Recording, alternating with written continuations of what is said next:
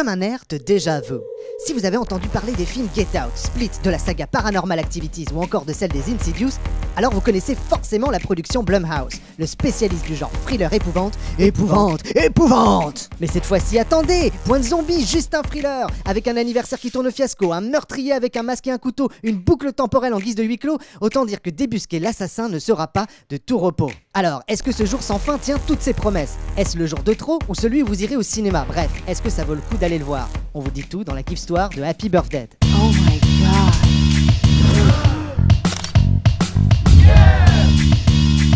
Quand un film repose sur le principe narratif de la boucle temporelle, impossible de ne pas penser à la comédie d'Harold Ramis Un jour sans fin avec Bill Murray, ou alors Edge of Tomorrow avec Tom Cruise pour les fans de SF. Pourtant cette fois, c'est plutôt un jour de la marmotte qui virait au cauchemar. En tout cas, c'est la promesse du film avec le slogan « Se lever, vivre sa journée, se faire tuer, encore ». Se lever, vivre sa journée, se faire tuer, encore. Se lever, vivre sa journée, se faire tuer, encore. Répète. Mais ça parle de quoi en fait ce film? Eh bien, c'est l'histoire d'une étudiante qui s'appelle Tree. Comme un arbre en anglais? Oui, c'est son prénom. Elle se réveille dans la chambre d'un jeune et faible, Carter, qu'elle ne connaît ni d'Ève ni d'Adam. C'est le blackout. A-t-elle couché avec cet inconnu? Elle est déboussolée. Et cerise sur le gâteau, c'est son anniversaire. Oh my god. Elle doit filer et vite. On ne badine pas avec la réputation. Surtout quand on est membre d'une confrérie étudiante végane type Kabakabateta.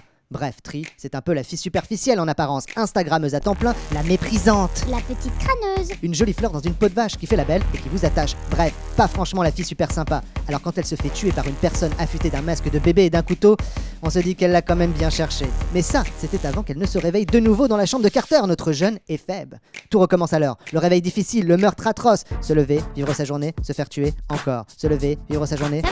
Ça va. Encore et encore et encore, on a compris. Bah oui, poor Tree, coincé dans une boucle temporelle. Comment s'en sortir? Une seule solution, résoudre son propre meurtre et espérer que demain ne meure jamais. Alors, est-ce que ça vaut le coup d'aller le voir? Ça dépend de ce que vous recherchez. Si c'est l'esprit scientifique qui guide vos pas et que vous avez besoin de comprendre le pourquoi du comment de cette boucle temporelle, passez votre chemin. Happy Birthday n'est pas un Star Trek et vous n'obtiendrez pas l'ombre d'une réponse. C'est un postulat, la boucle temporelle est là. C'est tombé sur Tree comme la foudre sur un arbre et c'est ainsi. En ce qui concerne les tueurs avec un masque sur un campus américain, même son de cloche. Déjà vu.